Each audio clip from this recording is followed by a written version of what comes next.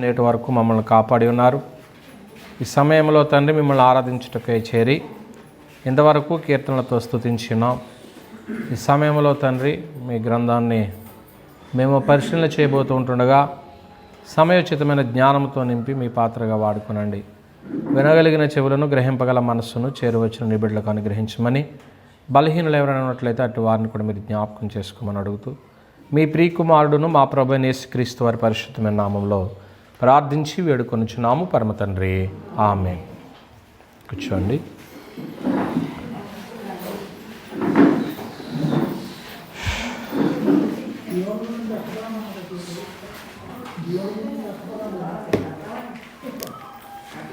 దేవునికి స్తోత్రాలు. ఆరాధికులుగా చేరవచ్చినటువంటి దేవుని బిడ్డలైన మీ అందరికీ ప్రభువైన యేసుక్రీస్తు వారి నామంలో వందనాలు తెలియజేసుకుంటూ ఈరోజు మనము నేర్చుకోబోయేటువంటి అంశం ఏమిటన్నట్లయితే సకల యుగములలో రాజైన దేవుడు, మహోన్నతుడైన దేవుడు. ఆయన అన్ని యుగాల్లోనూ కూడా రాజయుండి ప్రజలను ఏలుబడి చేస్తున్నటువంటి వ్యక్తి. తిమోతికి రాసినటువంటి మొదటి పత్రిక 1వ అధ్యాయము, తిమోతికి రాసిన మొదటి పత్రిక 1వ అధ్యాయము 17వ వచనంలో ఆయన మాట్లాడుతూ సకల యుగములలో రాజయుండి అక్షయుడును అదృశ్యుడునగు అద్వితీయ దేవునికి ఘనతయు మహిమయు యుగయుగములో కలుగును గాక, ఆమెన్ అని చెప్పబడింది. ఆయన సకల యుగములలో రాజైనటువంటి దేవుడు. ఈయన గురించి మనం చదివిన వచనంలో 3 సంగతులు మనకు కనపడుతున్నాయి. ఒకటి ఏంటన్నట్లయితే ఆయన నిత్యుడు, ఆయన శాశ్వతంగా ఉండే దేవుడు. రెండవది మరణము లేనివాడు, నరుడికి మరణం ఉంటుంది కానీ ఆయనకి మరణం లేదు. మూడవది అదృశ్యుడు, కంటికి కనిపించినటువంటి వాడు. ఈ సంగతులు ఆ వచనంలో మనకు కనపడుతూ ఉన్నాయి. కనుక సకల యుగములలో రాజైనటువంటి దేవుడు ఏం చేస్తూ ఉన్నాడంటే ఆయన ఏలుబడి చేస్తూ ఉన్నాడు, పరిపాలన చేస్తూ ఉన్నాడు. పరమదేవుడు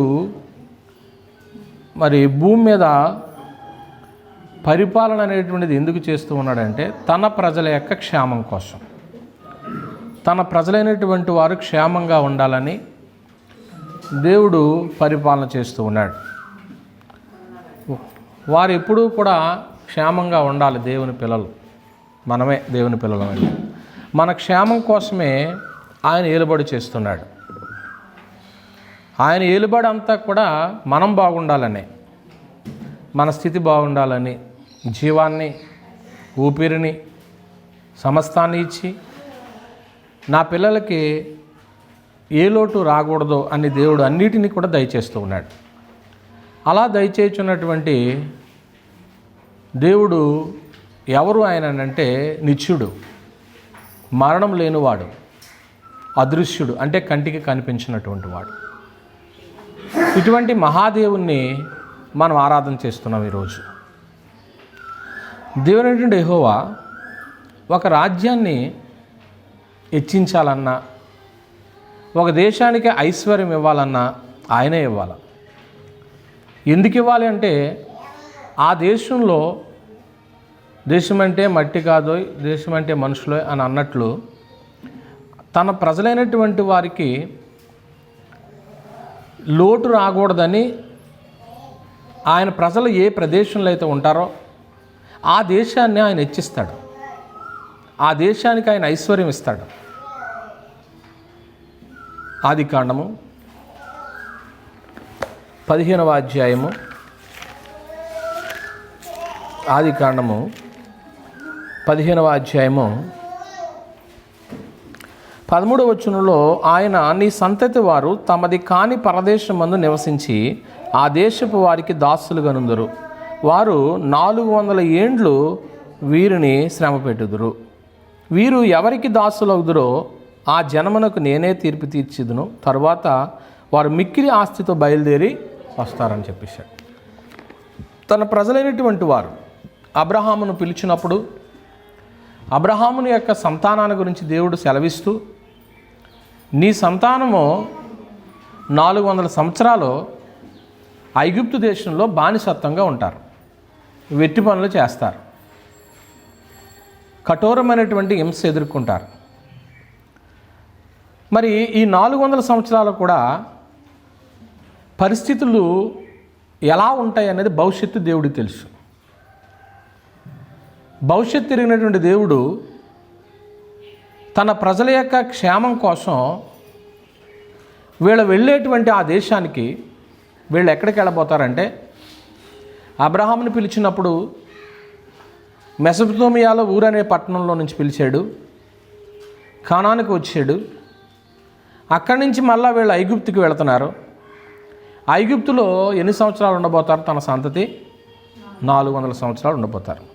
ఈ 400 సంవత్సరాలు కూడా సర్వలోకం మీదకి రాబోయేటువంటి కరువు చాలా భయంకరంగా ఉండబోతుంది. కరువు రాబోతుంది. అది భవిష్యత్తు దేవునికి తెలుసు. మరి ఆ కరువు వచ్చేసినటువంటి సమయంలో తన ప్రజలైనటువంటి వారు నశించిపోకుండా ఉండటానికి, తన ప్రజలైనటువంటి వారి సంతతి అంతరించిపోకుండా ఉండటానికి ఈ 400 సంవత్సరాలు కూడా ఐగుప్తు దేశంలో వీళ్ళు ఉండబోతున్నప్పుడు, ఇప్పుడు ఆ దేశానికి ఏమివ్వాలి ఆయన?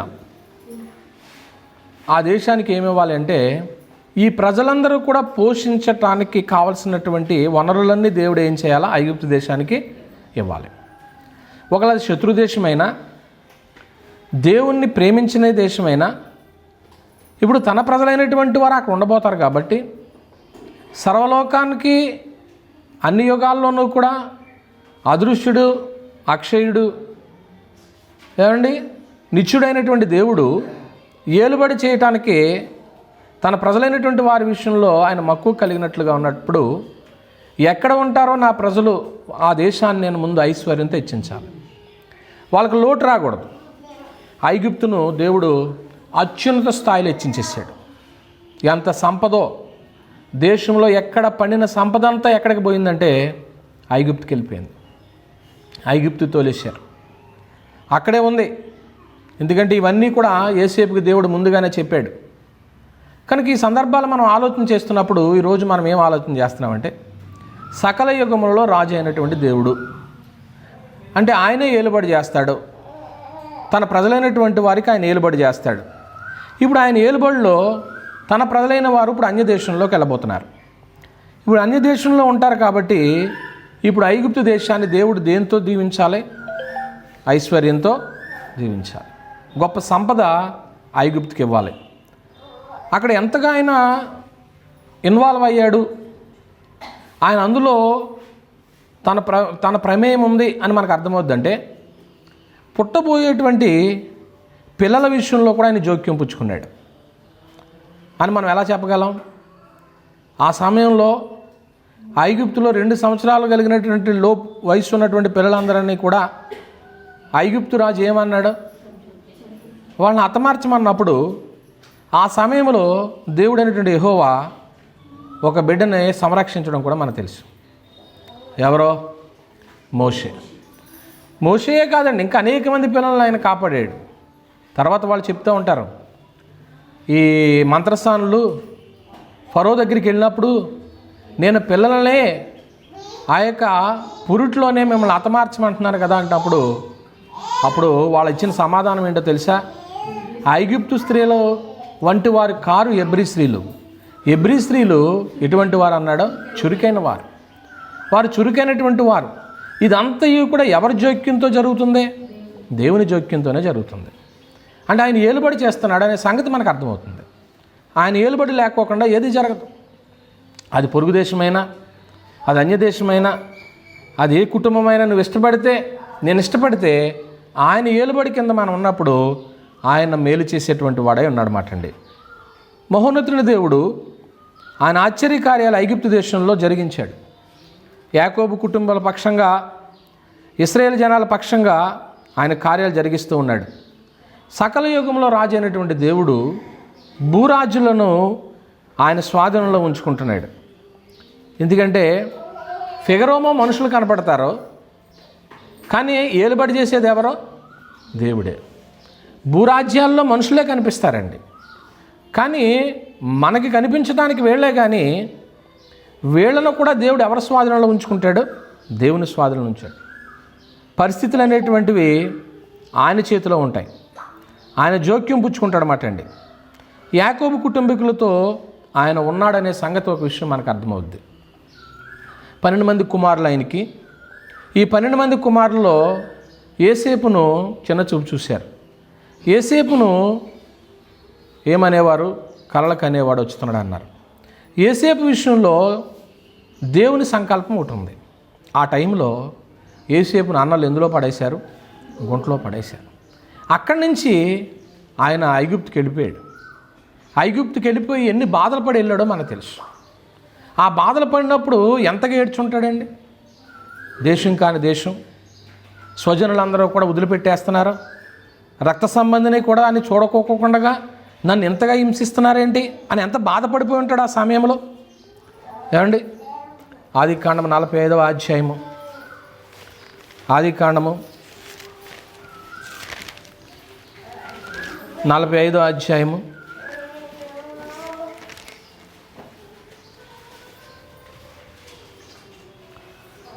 2వ వచనం. అతడు ఎలుగెత్తి ఏడవగా ఐగుప్తీయులు ఫరో ఇంటివారును వినిరి.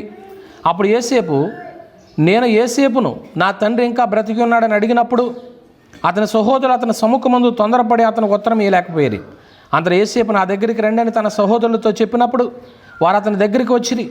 అప్పుడు అతను ఐగుప్తుకు వెళ్ళుటకు మీరు అమ్మివేసిన మీ సహోదరుడని యోసేపును నేనే. అయినను నేను ఇక్కడికి వచ్చినట్లు మీరు నన్ను అమ్మివేసినందుకు ఏం పడకండి, దుఃఖపడకండి. అది మీకు సంతాపం పుట్టింపనీకుడి. ప్రాణరక్షణ కొరకు దేవుడు మీకు ముందుగా నన్ను, ఈ మాట మనమైతే అనగలమండి? సొంత తోబుట్టువులే ఇబ్బంది పెట్టి తమ్ముడిని అమ్మివేసి చచ్చిపోయాడని తండ్రికి చెప్పినప్పుడు ఇతను ఎంత బాధపడిపోయి ఉంటాడో, కుమిలిపోయి ఉంటాడు. తిరిగి మళ్ళా తన ఇంటికి వస్తాడనే నమ్మకం ఉందా? తిరిగి నా ప్రజలను చూస్తాను అనేటువంటి నిరీక్షణ కూడా లేదండి. తిరిగి మనం రాము మన ప్రాంతానికని అన్నప్పుడు మనం ఎంత దుఃఖపడతాం? అటువంటి పరిస్థితుల్లో అతను అంటున్నటువంటి మాట ఏంటంటే, ఒకరోజు తన అన్నల ముందు అంటున్నాడు, మీరు అమ్మివేసిన మీ సహోదరుడిని యోసేపును నేనే.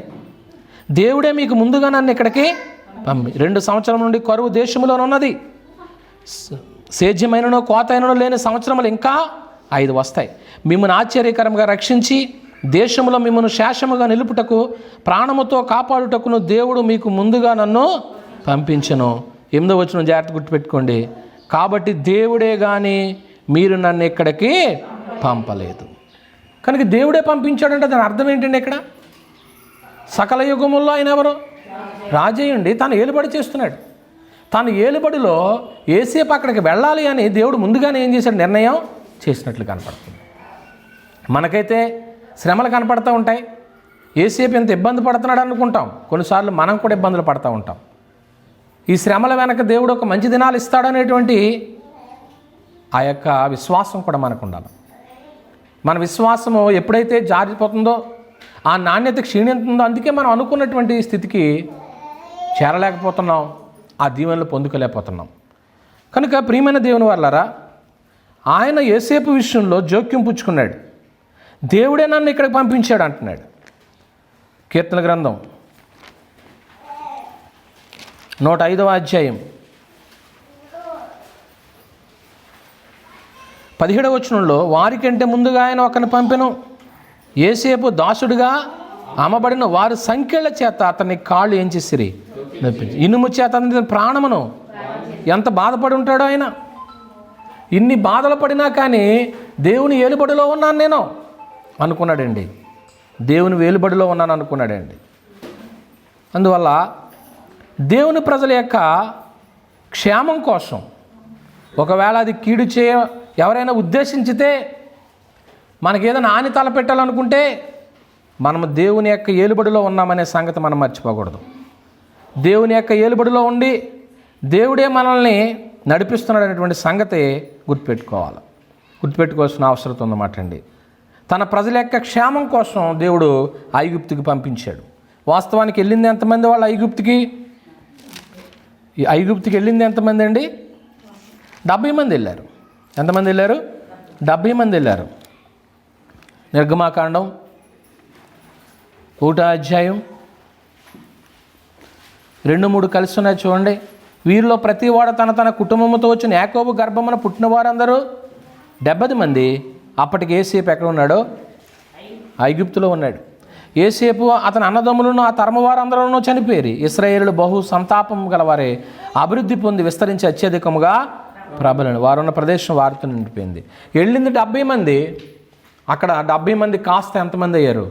6,03,550 మంది కాల్బలం అయ్యారంటే ఇంతమందికి సరిపడా ఆహారము ఎవరు సిద్ధం చేయాలి?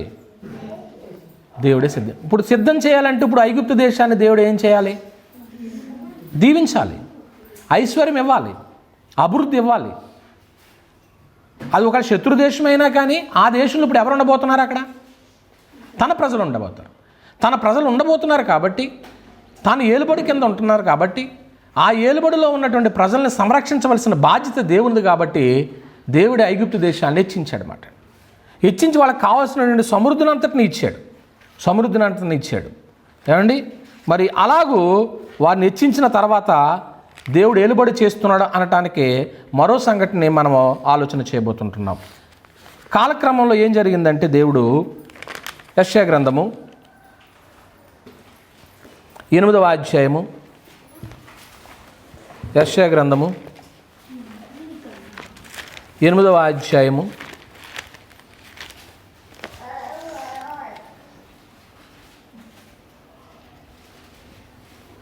4వ వచనాన్ని మనం చూసినట్లయితే, ఈ బాలుడు నాయన అమ్మ అని అననారక మునిపే అషూర్ రాజును అతని వారును దమస్కు యొక్క ఐశ్వర్యం షోమ్రోను దోపుడు సొమ్మును ఎత్తుకొని పోదురు.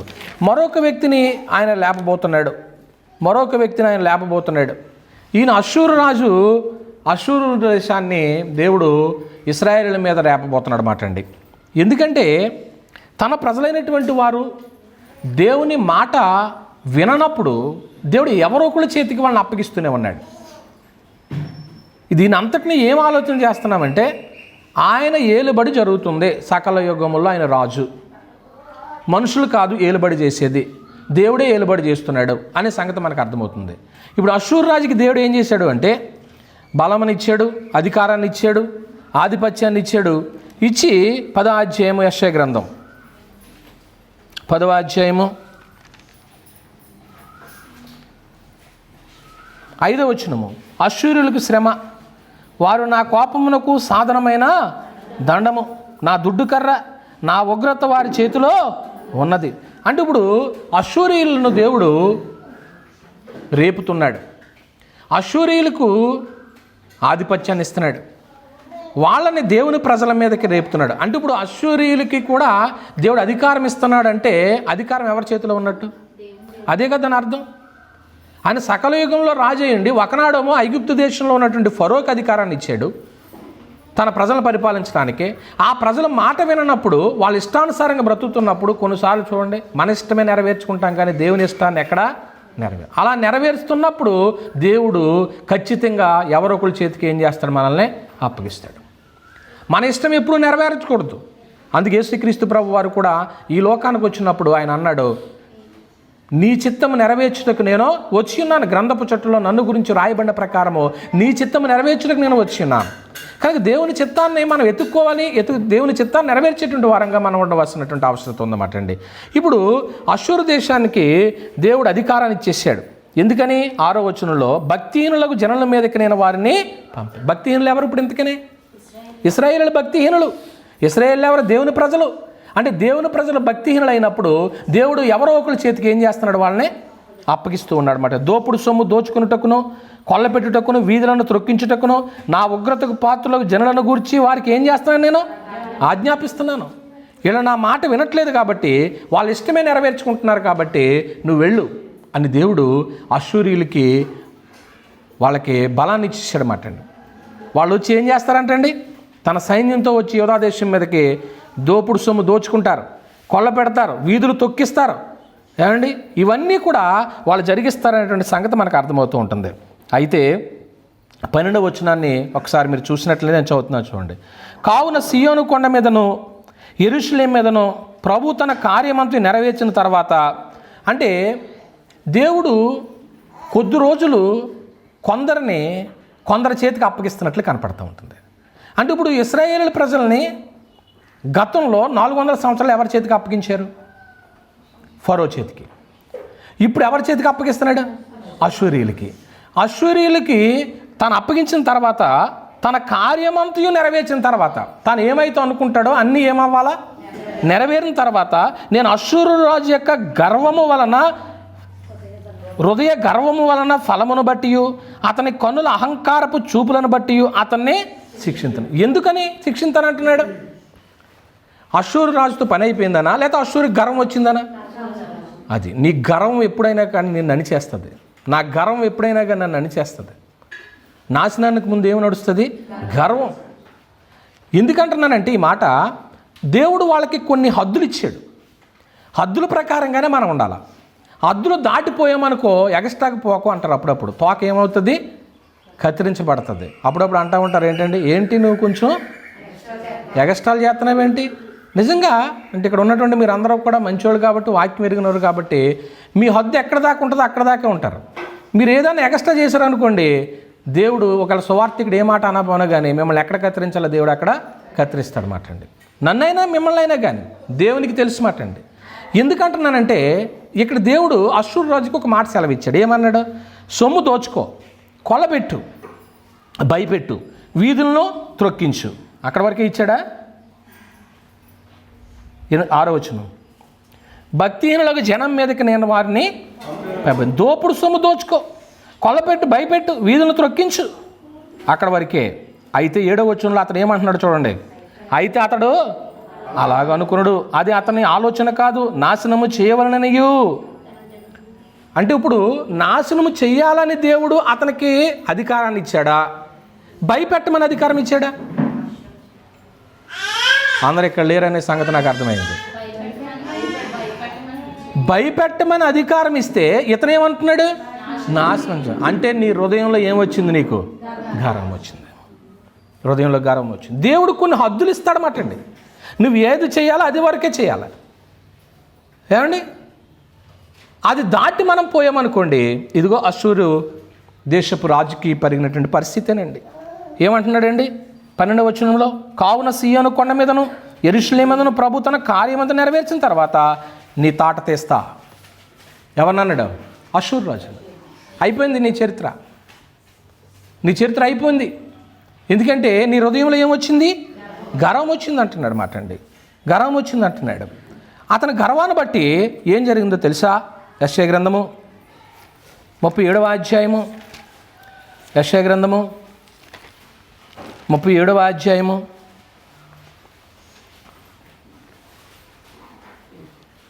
37వ అధ్యాయము 14 నుంచి వద్దామా, లేకపోతే 15. యెహోవా సన్నిధిని ఎట్లని ప్రార్థన చేసి, యెహోవా కెరూబుల మధ్య నివసించుచున్న ఇశ్రాయేలు దేవా, భూమి ఆకాశమును కలుగు చేసిన అద్వితీయ దేవా, నీవు లోకముందున్న సకల రాజ్యములకు నువ్వేమై ఉన్నావు. ఈరోజు మన పాఠం కూడా అదే. సైన్యములకు అధిపతి యెహోవా, చెవియొగ్గి ఆలకించుము. యెహోవా కనులు తెరచి దృష్టించుము. జీవముగల దేవుడు నిన్ను దూషించుటకై సన్హెరీబు పంపిన వారి మాటలు చెవుని పెట్టుము. యెహోవా అశ్షూరు రాజులు ఆ జనములను వారి దేశములను పాడు చేసి వారి దేవతలను అగ్నిలో వేసినది నిజమే. ఆ రాజ్యముల దేవతలు నిజమైన దేవుడు కాక మనుషుల చేత చేయబడినవి కర్రలు రాళ్ళు కానీ దేవతలు కావు గనుక వారిని ఏం చేయమో నిర్మూలన చేసిరి. ఏమండి? యెహోవా లోకమందున నీవే నిజముగా, నీవే అద్వితీయ దేవుడని యెహోవానని సమస్త జనులు తెలుసుకున్నట్లు అతని చేతుల నుంచి మమ్మల్ని ఏం చెయ్యి?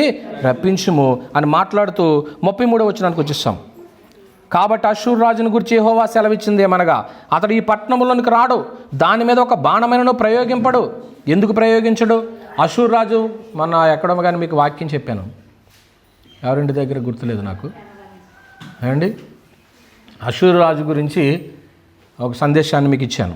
సింహాసనం ఏమో దేవునిది, దాన్ని కాపాడవలసినటువంటి బాధ్యత దేవునిది, దాన్ని పరిశుద్ధంగా ఉంచవలసింది ప్రజలది, అంతేనా? కానీ అది పరిశుద్ధంగా ఉంచినప్పుడు దేవుడు ఆ సింహాసనం మీద మరొకరిని ఏం చేశాడు? కూర్చుండబెట్టి. అశ్షూరు రాజుని గురించి మాట్లాడుతున్నాడు. కాబట్టి అశ్షూరు రాజుని గురించి యెహోవా సెలవిచ్చినది ఏమనగా, అతడు ఈ పట్టణంలోనికి రాడు, దాని మీద ఒక బాణమైన ప్రయోగింపడు, ఒక కేడమైన దాన్ని కనుపరచడు, దాని ఎదుట మొట్టడి దెబ్బ కట్టడు. ఈ పట్టణంలోకి రాక లోపలికి రాక తాను వచ్చిన మార్గమును అతడు తిరిగి ఇదే యెహోవాకు నా నిమిత్తమును నా సేవకుడైన దావీదు నిమిత్తం నేను ఈ పట్టణమును కాపాడి రక్షించుదును. అంతటా యెహోవా దూత బయలుదేరి అశ్షూరు వారి దండుపేటలో 180,000 మందిని ఏం చేసింది? ఉదయమున జనులు లేవగా వారందరూ మృతకళేబరముగా ఉండిరి. అశ్షూరు రాజైన సన్హెరీబు తిరిగిపోయి నినివే పట్టణమునకు వచ్చి నివసించిన తర్వాత, గుర్తుపెట్టుకోండి, అతడు నిస్రోకను తన దేవతా మందిరమునకు మొక్కుచుండగా అతని కుమారున అద్రిమెల్లెకును షెరేజును ఖడ్గముతో అతను ఏం చేశారు? ఆఖరికి నీకు బతుకలగైంది. నీ కొడుకులే నిన్ను ఏం చేశారు? చంపేశారు. దేనివల్ల? నీ హృదయపు గర్వం వల్ల. అంటే దేవుడు అనేటువంటి యెహోవా సకల యుగంలో ఏమై ఉన్నాడు? రాజై ఉన్నాడు. ఆయన పరిపాలన చేస్తున్నాడు. ఆయన అధికారం కింద నువ్వు నేను ఉన్నామనే సంగతి మర్చిపోయి నువ్వు ఏదంటా చేద్దామో లేకపోతే నా ఇష్టమో అని అనుకున్నప్పుడు పరిస్థితులు ఎలా తాండవించినాయో జ్ఞాపకం చేసుకోండి. కనుక ప్రియమైన దేవుని వారలారా, సకల యుగముల్లో ఆయన రాజై ఉన్నాడు మాట అండి. కాలక్రమంలో జరిగినటువంటి సంగతి ఏంటంటే, యోధా ప్రజల్ని తమను తాము కాపాడుకోలేనటువంటి పరిస్థితిలో ఉన్నప్పుడు దేవుడు మరొక రాజుని ఏర్పాటు చేశాడు. ఆయన ఎవరు మీ అందరికీ తెలుసు. ఇర్మియా గ్రంథము 27వ అధ్యాయము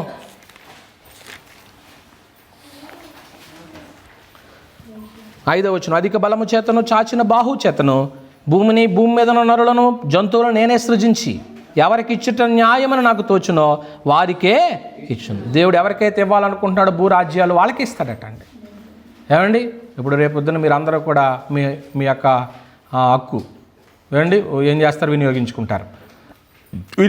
ఓటు హక్కును వినియోగించుకున్న తర్వాత కొద్ది రోజులకి ఫలితాలు వస్తాయి. దేవుడు ఎవరికి ఇవ్వాలనుకుంటున్నాడో వాళ్ళే ఆ కుర్చీ మీద ఏమవుతారు? ఆసీనులు అవుతారు. సకల యుగములో రాజే ఆయన.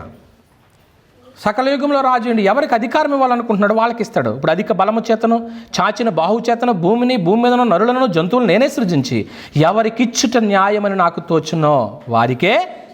ఇప్పుడైతే దేశమన్నిట్లను నా దాసులకు బబులోను రాజు నెబుకద్నెజరు వశము చేయదు. అంటే ఇప్పుడు దేవుడనే యెహోవా మరలా అధికారం ఎవరికి ఇవ్వబోతున్నారు? నెబుకద్నెజరుకి ఇవ్వబోతూ ఉన్నారు. ఇప్పుడు ఈ నెబుకద్నెజరు ఏం చేస్తాడంటే వీళ్ళని 70 సంవత్సరాల్లో వీళ్ళని నిలబడి చేస్తాడు. వీళ్ళని ఏం చేస్తాడు? 70 సంవత్సరాలు వాళ్ళకి అప్పగిస్తున్నాడు అన్నమాట అండి. ఇప్పుడు ఇశ్రాయేలుని కాపాడవలసిన బాధ్యత ఎవరిదే? ఈ 70 ఏళ్ళు నెబుకద్నెజరుది అండి. ఇప్పుడు ఉదాహరణకే మీకు అర్థమవటానికి ఒక విషయం చెప్తాను. మీరందరూ కూడా నా చేత బాప్తిసం పొందిన వాళ్ళు ఉన్నారు. మిమ్మల్ని అందరినీ కూడా ఆత్మీయంగా నడిపించవలసిన బాధ్యత ఎవరి మీద ఉంటుంది? నాదే. ఒకవేళ తొలగిపోతున్నప్పుడు వాక్యానికి కొంచెం ప్రక్కకెళ్తున్నప్పుడు అమ్మ ఇలా కాదు, అయ్యా ఇలా కాదని చెప్పవలసిన బాధ్యత నా మీద ఉందా లేదా? ఒకవేళ నేను చెప్పలేదనుకోండి, ఆ పనిష్మెంటు మళ్ళీ నాకు వస్తుంది. అందుకనే ఖండించము, గద్దించము, తప్పుదిద్దుము, నీతి యందు శిక్షించము అన్నాడు మాట అండి. అలా శిక్షించినప్పుడు, అలా తప్పుదిద్దినప్పుడు, నీతి యందు ప్రయోజనకరమైనటువంటి స్థితిని మీకు బోధించుతున్నప్పుడు మీరు సరైనటువంటి మార్గంలో నడిచేటువంటి అవసరం ఎంతైనా ఉంటుంది అన్నమాట అండి. ఈ 70 సంవత్సరాలు కూడా వాళ్ళ దాసులుగా అప్పగించిన తర్వాత మరి దేవుడు అనేటువంటి యెహోవా వీళ్ళని కాపాడడానికి అతనికి అధికారం ఇస్తున్నాడు. ఇర్మియా గ్రంథము 25వ అధ్యాయము 13వ వచనము. యెహోవా వాక్కు ఇదే, 70 సంవత్సరాలు గడిచిన తర్వాత అన్నాడు. అంటే వీళ్ళు ఎంతకాలం ఉంటారండి అక్కడ? యోధా ప్రజలు ఎంతకాలం ఉంటారు బబులోను దేశంలో? 70 ఏళ్ళు. అంటే ఇప్పుడు 70 సంవత్సరాల్లో సకల యుగంలో రాజు ఎవరికి అధికారం ఇచ్చాడు? నెబుకద్నెజరుకి అధికారం ఇచ్చాడు అన్నమాట అండి. యెషయా గ్రంథం 13వ అధ్యాయం.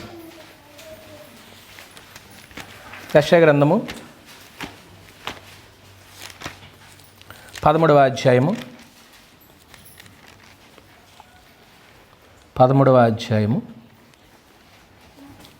వచనం. వారి మీద పరుటకు నేను ఎవరిని రేపుతున్నానో అంటే ఇప్పుడు బబులోను దించేసిన తర్వాత ఇప్పుడు ఎవరు ఎక్కుతారు? మాదీయులు ఎక్కుతారు. అంటే దీన్ని అంతటికి అర్థం ఏంటంటే, నా మాటలు మీకు అర్థమవుతున్నాయి అనుకుంటున్నాను, సకల యుగముల్లో దేవుడు ఎవరో అంటే ఇప్పుడు మనుషులు కాదు ఏలుబడి చేసేది. ఎవరు ఏలుబడి చేస్తున్నారు? దేవుడు ఏలుబడి చేస్తున్నాడు. దేవుడు ఫరో చేతికి అప్పగించాడు. దేవుని నిబంధన ప్రజలు దేవుని మాట విన్నప్పుడు అషూరుకి అప్పగించాడు. తర్వాత ఇప్పుడు ఎవరికి అప్పగించాడు? బబులోనికి అప్పగించాడు. తర్వాత ఎవరికి అప్పగిస్తున్నాడు? మాదీయులకు అప్పగిస్తున్నాడు అన్నమాట అండి. ఎందుకంటే బబులోను రాజుని ఇంకా దించేస్తాను నేను. 14వ అధ్యాయము 21వ వచనము. వారు పెరిగి భూమిని స్వతంత్రించుకొని పట్టణములతో లోకమును నింపకున్నట్లు తమ పితరుల దోషం నుండి అతని కుమారులను ఏం చేయడి? అతని కుమారులకు దొడ్డు ఏం చేయండి? అంటే ఇంకా బబులోను రాజు చరిత్ర అయిపోద్ది. ఇంకా బబులోను రాజుని నేను దించేస్తాను, మాదీయులను రేపుతున్నాను అంటే దేవుడు అంటే యెహోవా రాజ్యాన్ని నిలబడి చేస్తూ ఉన్నాడు అన్నమాట అండి. దానియేలు గ్రంథం 5వ అధ్యాయం. దానియేలు గ్రంథము 5వ అధ్యాయము చివరి వచనం. మాదీయుడు ధైర్యావేశు 62 సంవత్సరములు వాడే సింహాసనము ఎక్కాను. ఏమండి, అతని తర్వాత ఎవరికి వచ్చేసిందో చూడండి. యెజర్యా గ్రంథం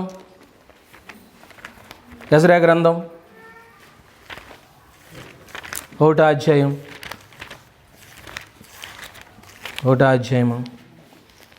1వ వచనం. పారసీక దేశపు రాజైన కోరెషు. మాదీయుల తర్వాత ఇప్పుడు మళ్ళీ ఎవరు వస్తున్నారండి? పారసీకులు వస్తున్నారన్నమాట అండి.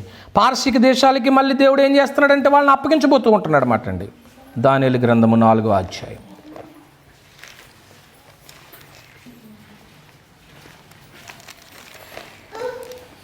దానియేలు గ్రంథము 4వ అధ్యాయము 17వ వచనము. ఈ ఆజ్ఞ జాగరూక దేవతల ప్రకటనను అనుసరించి జరుగును, నిర్ణయమైన పరిశుద్ధుల ప్రకటనను అనుసరించి సంభవించిన మహోన్నతుని దేవుడు. గుర్తుపెట్టుకోండి, మీ దగ్గర పెన్ ఉంటే అండర్లైన్ చేసుకోండి. దేవుడు మానవుల రాజ్యము పైన ఏమై ఉండి అధికారి అండి. ఏమండి, 22, 23 వస్తాయి కదా రిజల్ట్స్. వచ్చినప్పుడు అధికారం ఎవరికి ఇస్తారో అప్పుడు మనం ఏం చేయాలా? అధికారులకి తల ఉంచాలా లేదా? ఇదేంటి, నేను వీళ్ళు వస్తారంటే వాళ్ళు వచ్చారు, వాళ్ళు వస్తారంటే వీళ్ళు వచ్చారు అనుకుంటా ఉంటుంది. అప్పుడు ఉండదు. నా మాట అర్థమైందో లేదు మీకు? ఏమండి, కనుక అధికారం దేవుడు ఎవరికి ఇస్తే వాళ్ళకి అన్నాడు అక్కడ. దేవుడు మానవుల రాజ్యం పైన ఏమై ఉండి అధికారి ఉండి తాను ఎవరికి అనుగ్రహింపని ఇచ్చించునో వారికి అనుగ్రహించును. ఆయా రాజ్యముల పైన ఆయన అత్యల్ప మనుషులను నియమిస్తాడన్నమాట అండి. అందువల్ల దేవుడు యెహోవా జోక్యం పుచ్చుకుని మానవులను ఏం చేయబోతున్నాడంటే, కనుక ప్రియమైన దేవుని వారలారా ఆలోచన చేయబోతున్నా. భూరాజ్యంలో ఆయన తన వశం చేసుకుని ఏలుబడి చేస్తూ ఉన్నాడు అనమాట అండి. ఏలుబడి చేస్తూ ఉన్నాడు. ఏమండి, ఇది అలాగే ఏలుబడి చేస్తూ ఉన్నాడు.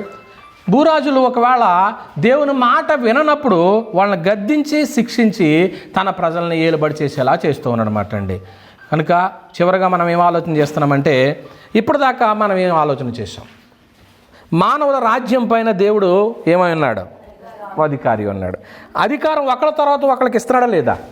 ఇస్తూ ఉన్నాడు. ఎందుకు ఇస్తున్నాడు? ఇంతకీ అధికారం చేసేటువంటి వ్యక్తి కోసమా, తన ప్రజలను కాపాడడానికా? తన ప్రజలను కాపాడటానికా లేకపోతే అధికారులను కాపాడడానికా? అధికారులకి అధికారం ఇచ్చేది దేవుడు ఎందుకండి? తన ప్రజలను ఏం చేయాలి? వాళ్ళు కాపాడటానికే.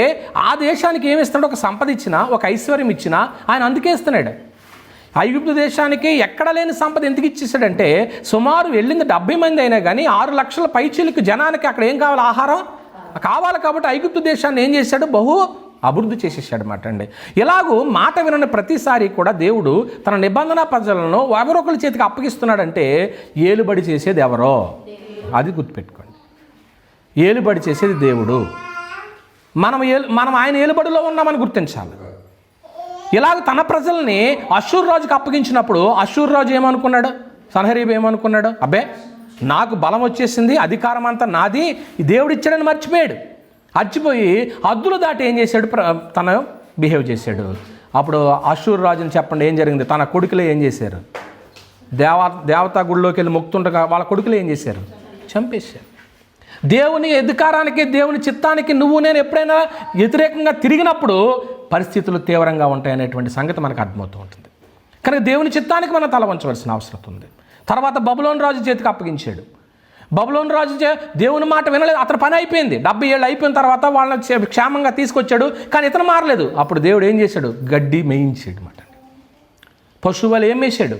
గడ్డి మేసాడు. కనుక దేవుని యొక్క అధికారం కింద ఉన్నామని ప్రతి నరుడు గుర్తుపెట్టుకోండి. ప్రతి క్షణం, ప్రతి మినిట్ కూడా మనము దేవుని అధికారం కింద ఉన్నామో, ఆయన చిత్తమైతేనే, ఆయన అనుగ్రహిస్తేనే మనం పీల్చుకుంటున్నామండి. ఆయన చిత్తం లేనిదే మనం జీవించలేమండి. కనుక దేవుని యొక్క చిత్తానికి మీరు అందరూ లోపడుతున్నారు కాబట్టి తర్వాత ఆయన మళ్ళీ ఎవరిని తీసుకొచ్చాడంటే మాదీయులు వచ్చారు, తర్వాత పారసీకులు వచ్చారు.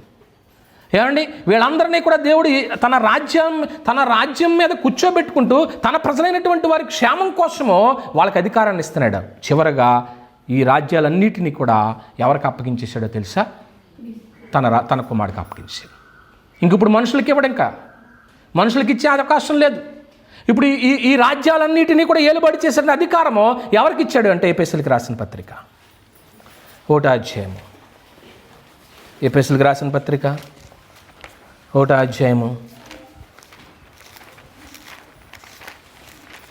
ఎఫెసీయులకు రాసిన పత్రిక 1వ అధ్యాయము 20 నుంచి. ఆయన బలాతిశయము చేత క్రీస్తును మృతుల నుండి లేపి సమస్తమైన ఆధిపత్యము కంటెను, అధికారము కంటెను, శక్తి కంటెను, ప్రభుత్వము కంటెను, ఈ యుగమునందు మాత్రమే గాక రాబో యుగమునందున పేరు పొందిన ప్రతి నామము కంటెను ఎంతో హెచ్చుగా పరలోకముందు ఆయనను తన కుడి పార్శ్వమున కూర్చుండబెట్టుకుని ఉన్నాడు. మరియు సమస్తమును ఎవరి కింద ఉంచాడు? ఆయన పాదముల కింద ఉంచి. జాగ్రత్త, కాళ్ళ కింద ఉన్నాం మనం. ఎవరి కాళ్ళ కింద? క్రీస్తుగా. క్రీస్తు కోపం వచ్చిందనుకో కాళ్ళు తొక్కడానికి ఏమవుతాం? అయిపోతాం మనం. కనుక క్రీస్తు అధికారానికి ఏం చేయాలి? మనం లోబడాలి. సమస్తమును ఆయన పాదముల కింద ఉంచి సమస్తం పైన ఆయన సంఘమునకి ఎలాగుంచాడు తెలుసుకుంది. ఆ సంఘము ఆయన శరీరం. సమస్తమును పూర్తిగా నింపుచున్న వాని సంపూర్ణత ఉన్నది. కనుక ప్రభునందు ప్రియమైన దేవుని బిడ్డలారా, చివరగా ఈ రాజ్యాలన్నీ భూరాజ్యాలన్నీ కూడా దేవుడు తన కుమారుడైనటువంటి క్రీస్తు కట్టబెట్టాడు. ఆయన రాజ్యము ఏలుబడి చేస్తున్నాడు. ఆయన రాజ్య పౌరులు మరి క్రీస్తు అధికారం క్రింద ఉన్నవారే. ఎవరైతే ఆయన అధికారం కింద ఉన్నారో వారు నిజంగా భాగ్యవంతులే. ఆ భాగ్యవంతులే మాటండి. దేవుడు ఏం చేస్తున్నాడంటే చెప్పండి, సకల యుగములు ఆయన ఎవరో రాజయ్యండి. భౌతిక సంబంధమైన రాజ్యాలు ఒకవేళ ఏలుబడి చేస్తున్నా కానీ వాళ్ళకే దేవుడు అధికారం ఇస్తున్నాడు అన్నమాట అండి. వాళ్ళకే దేవుడు అధికారం ఇస్తున్నాడు. ఆ అధికారానికి మనం తల ఉంచాలి. ఏలుబడి చేసేది మాత్రం దేవుడని. ఆ చట్టాలకి మనం లోబడాలి. ఆ చట్టాలకు మనం లోబడపోనప్పుడు ఇప్పుడు దాకా మీరు విన్న ప్రసంగాన్ని బట్టి ఎక్కడ ఏ పరిస్థితులు తాండవించినాయో అవన్నీ కూడా గ్రంథస్థం చేశాడు. ఇవి మనం చదువుతున్నప్పుడు నిజమే, నేను ఆయన అధికారం క్రింద ఉండాలి, ఆయన అధికారానికి లోబడాలి అని నేను కూడా తల ఉంచి ఆయన యొక్క అధికారానికి లోబడాలని మాటలు హెచ్చరిస్తూ నన్ను హెచ్చరించుకుంటూ ఇంతటితో ముస్లిం అందరికీ పొందాలండి. కళ్ళు మూసుకోండి, ప్రార్థన చేసుకుందాం. మమ్మల్ని మిక్కిలిగా ప్రేమించిన పరలోకపు తండ్రి, సకల యుగముల్లో రాజయ్యుండి అదృశ్యుడు, అక్షయుడు, నిత్యత్వము కలిగిన వాడు, చావు లేనివాడు, కంటికి కనిపించిన వాడు, ఏలుబడి చేస్తున్న మా తండ్రి మీకు స్తోత్రాలు. భూరాజులను నాయనా నువ్వు బలపరిచావు. భూదేశాలను తండ్రి ఐశ్వర్యంతో నింపు తండ్రి, అధికారం ఇచ్చు. ఎందుకంటే నీ ప్రజలు